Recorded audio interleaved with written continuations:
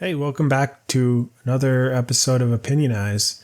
So this is a very divisive issue, and I'm going to try not to offend anybody here, but I just wanted to talk about the boycott with Anheuser-Busch since this video is being recorded on July 3rd of 2023, and the 4th of July holiday in the United States is tomorrow, which historically is typically a big event and sales event for Anheuser-Busch and other alcoholic products. So I just thought it'd be an interesting topic to talk about this given the time.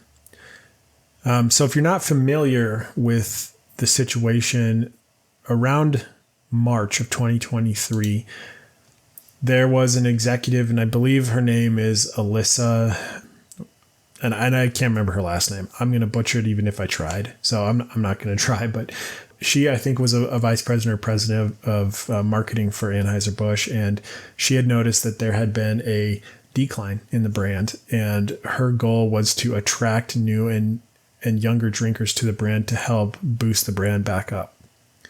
And one of her ideas was to work with social media influencer Dylan Mulvaney, which is fine. That's, if you want to work with whoever, work with whoever. The issue that I have, my main issue with all this, is the fact that they wanted to attract younger drinkers and new drinkers to the brand.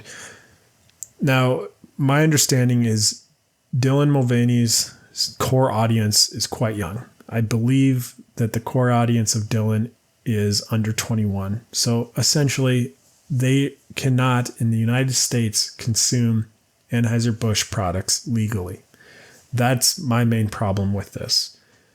I think that there was a mistake trying to target younger people to their brand, an ethical mistake, so to speak. I get that there's a marketing strategy around that. For example, I understand, that's why McDonald's has Happy Meals to market towards younger people. My understanding is once kids start having Happy Meals, they are associated with the brand, and as they get older, they remember how much they enjoyed their Happy Meals and more likely to go back to McDonald's as they get older. And then when they have children, also get Happy Meals for their children, and the cycle repeats. So I get that there's a tactic there. Like I said, though, my issue is marketing to people that are underage that legally cannot consume this product. There's also medical warnings on the product, things of that nature. That's where my personal issue comes with trying to market to people that are younger. So what happened was Dylan Mulvaney has been releasing videos based on the X number of days of being a girl for the last year or so. And on April 1st of 2023, that happened to be the 365th day of being a girl for Dylan. And so Bud Light decided that it would be a good marketing strategy to come up with custom beer cans that had Dylan's face on the cans. And the core customer base felt that alienated them in some way. So they decided to boycott the brand. They disagreed with it, and boycotting was their response.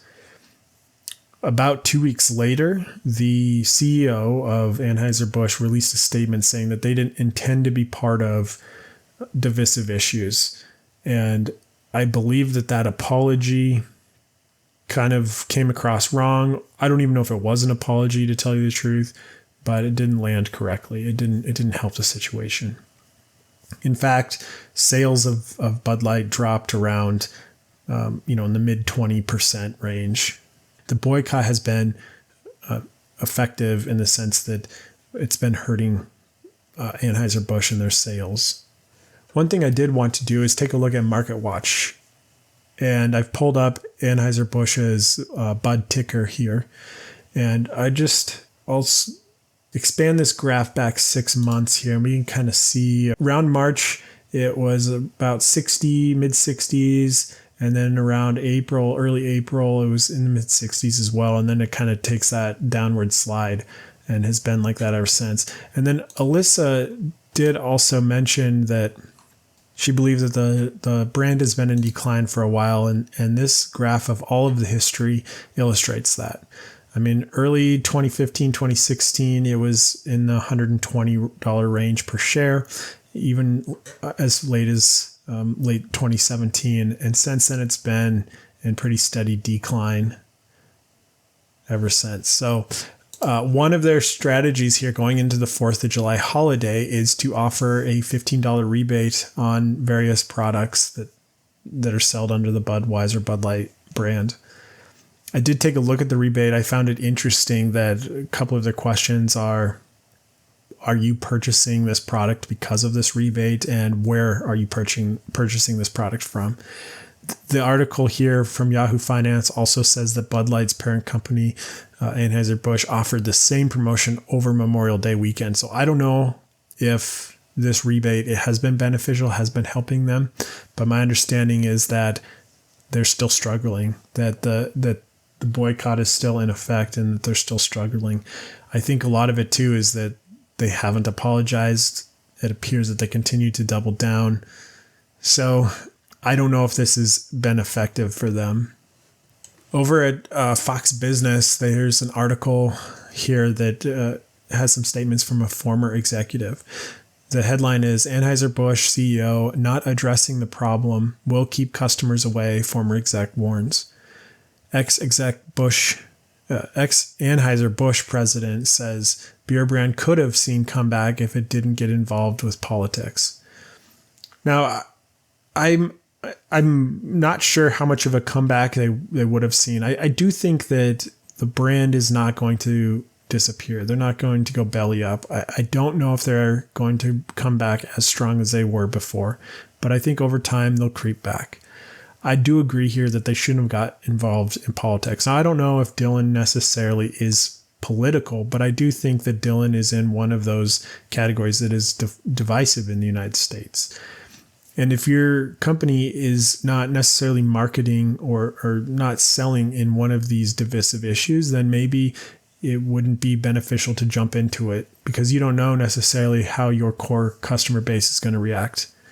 Getting into politics is something that has confused me why companies choose to do that.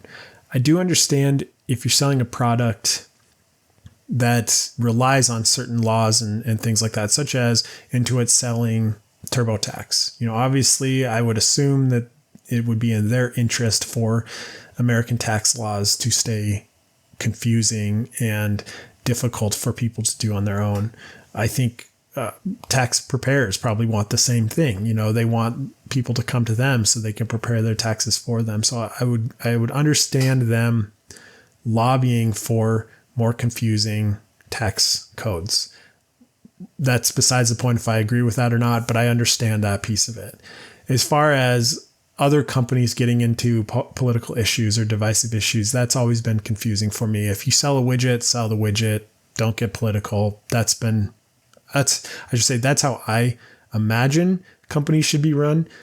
But I think that there's probably a lot of internal pressure from employees as well as they want to be, working in companies that take stances that they believe in. And so there might be some pressure there. There might also be pressure the outside pushing in. I know that a lot of younger generations are concerned with companies' ESG scores and carbon footprint, and they only want to purchase products from companies that are aware of that and have lower footprints. So that could be part of it as well. And Anheuser-Busch wants to say, hey, we're LGBTQ friendly, support these people, which is fine. There's nothing wrong with that. But I think that getting into these divisive issues needs to be done in a way that is carefully thought out because of the nature of the topics dividing so many people. Looking further into this article here, it says, as Bud Light sales continue to tumble, the former president of the beer's parent company has called for the CEO to step down before the brand really sours. I think the brand is already soured.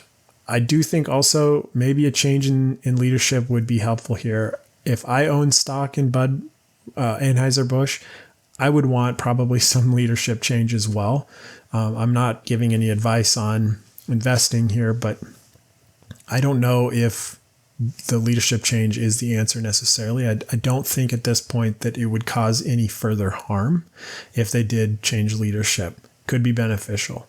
I think that an apology or addressing the issue would be better. I don't know if an apology would solve it, but I think that that would be a step in the right direction, especially since it's been months, 3-4 months that this has been ongoing, and they appear to be doubling down over and over on this.